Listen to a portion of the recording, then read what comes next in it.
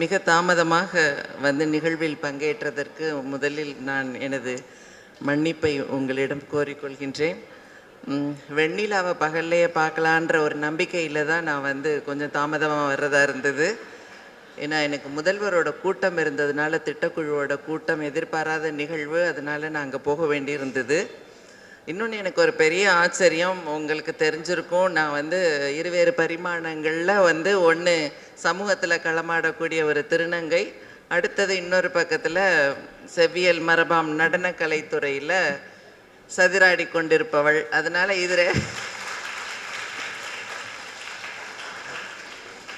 இதில் வந்து எங்கே நான் இங்கே அன்போட ஆசையோடு அழைக்கப்பட்டேன்னு எனக்கு தெரியலை. எப்படினாலும் ஆனந்தத்தோட எல்லையற்ற பொய்கையில் நானும் நீந்தி கொண்டிருப்பவள்ங்கிறதுனால சக மீனாகவோ அல்லது சக பயணிப்பாளராகவோ நினச்சி கூட என்னோட தோழி வெண்ணிலா என்னை அழைச்சிருக்கலான்னு நினைக்கிறேன். ஏன்னா நிறையா நான் ஒவ்வொரு முறையும் யோசிக்கிறது உண்டு. சில வேளைகளில் நான் வந்து அது பூடகமாக என்னோட முகநூல்லையும் என்னோட வலைத்தளங்கள்லையும் நான் எழுதுவது உண்டு. இயலுக்கும் இசைக்கும் நாடகத்துக்கும் ஏதாவது தொடர்பு இருக்கா அப்படிங்கிற கேள்வியை கொஞ்சம் காட்டமாகவே நான் வைக்கிறது உண்டு. ஏனென்றால் இயல் என்பது வந்து இசைக்கும் நாடகத்துக்கும் தொடர்பில்லாத ஒரு சூழலையே பயணிப்பது போல ஒரு ஏக்கமா அல்லது பொறாமையா, இல்லை நான் எங்கேயோ விடுபடுறேனா அப்படிங்கிறதுல கூட இருக்கலான்னு நினைக்கிறேன். ஆனால் அவ்வப்போது வந்து இந்த வெண்ணிலா வந்து அதை ஆற்றும். அது நான் நினைக்கிறேன், வெண்ணிலாவுக்கு என் மேலே உள்ள தனிப்பட்ட பாசமா ஆசையான்னு தெரியலை.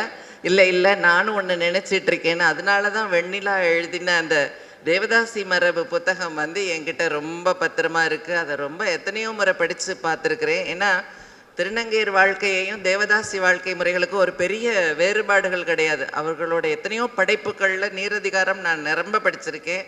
அது ரொம்ப ஆசையாக இருக்கும். ஏன்னா நான் மதுரை மாவட்டத்துக்காரிங்கிறதுனால நிறைய தேனி மாவட்டத்தோட வட்டார வழக்கும் சொல்லாடல்களும் வாழ்வியல் முறைகளையும் பார்க்குற பொழுது எங்கள் பாட்டையா கோயில் அங்கே பக்கத்தில் தான் இருக்குது.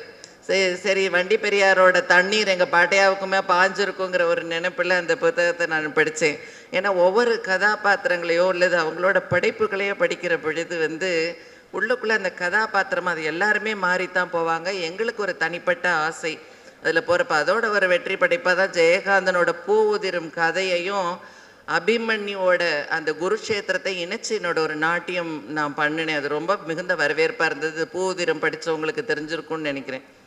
இங்கே உண்மையிலேயே இன்றைக்கு வந்து இந்த ஆனந்த பொய்கை அப்படிங்கிறதுல வந்து எத்தனையோ என்னுடைய நண்பர்கள் எல்லாருமே எழுத்தாளர் நண்பர்கள், யாரும் நடனக்கலைத்துறை சார்ந்தவர்கள் அல்ல, இசைத்துறை சார்ந்தவர்கள் அல்ல, எல்லாமே இலக்கியத்துறை சார்ந்த என்னோட தோழியர்கள் தோழர்கள் வந்து அதுக்கு கட்டுரை கொடுத்துருக்காங்க. வெண்ணிலா என்னையும் பற்றி கொஞ்சம் யோசிச்சிருக்கலாம். நிச்சயமாக என்னோட உணர்வுகளில் நான் எதை ரசிச்சிருக்கணும் அதை நிச்சயமாக அதில் நானும் கூட பதிவு பண்ணியிருப்பேன்னு நினைக்கிறேன். ஆனாலும் கூட அது மாதிரி நான் எதுவும் நினச்சிடக்கூடாதுன்னு நினச்சி தான் இந்த விழாவுக்கு நான் வரணும்னு சொல்லி இந்த புத்தக வெளியீட்டு விழாவுக்கு வரணும்னு நினச்சாங்க.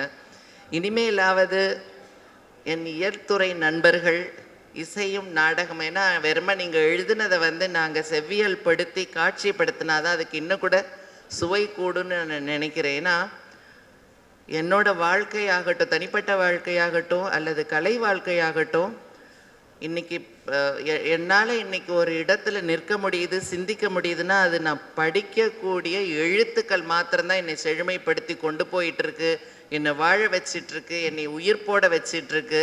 இலக்கியங்கள் மாத்திரம்தான் எப்பயுமே தமிழ் நம்ம சொல்கிற மாதிரி சீரிழமை திறமையந்து செயல்படுந்து வாழ்த்துதுமே இந்த மாதிரி இந்த சீரிழமையோடு இருக்க வைக்கிறது இலக்கியம் மாத்திரம்தான் எனக்கு.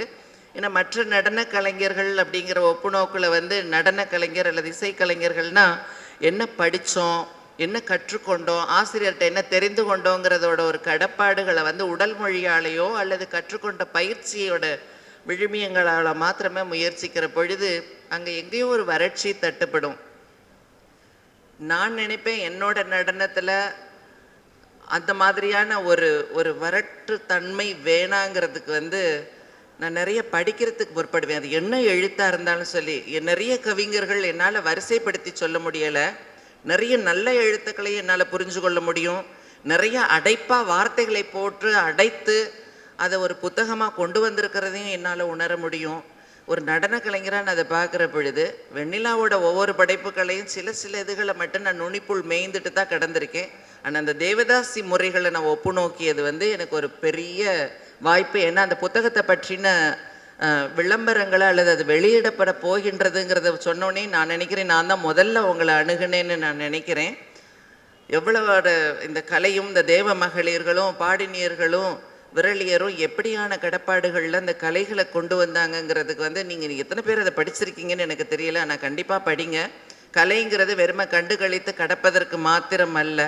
ஏன்னா இது போன்ற எழுத்தாளர்களின் படைப்புகள் என்பது அந்த எழுத்தை கடந்து அந்த புதினங்களை கடந்து அது ஒரு இசை அழகு கூட்டி அல்லது இசையின் ஒரு நுண்ணியத்தை கூட்டி அதன் பிறகு அது செவ்வியலாக மாறுற பொழுது இன்னும் கூட அந்த எழுத்துக்கு ஒரு முப்பரிமாண நிலையிலான ஒரு வெளிப்பாடு கிடைக்கும்னு நினைக்கிறேன்.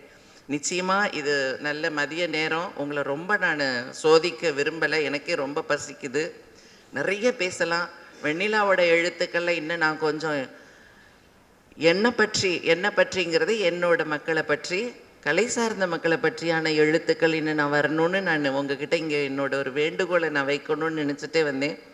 ஏன்னா எங்களை பற்றிய எத்தனையோ படைப்புகள் வந்திருக்கு, எவ்வளவோ எழுதியிருக்கிறாங்க. எனக்கு அது எதுலேயுமே ஒரு முழு நிறைவு வரலைங்கிறது மாத்திரம்தான் மறுக்க முடியாத ஒரு உண்மை.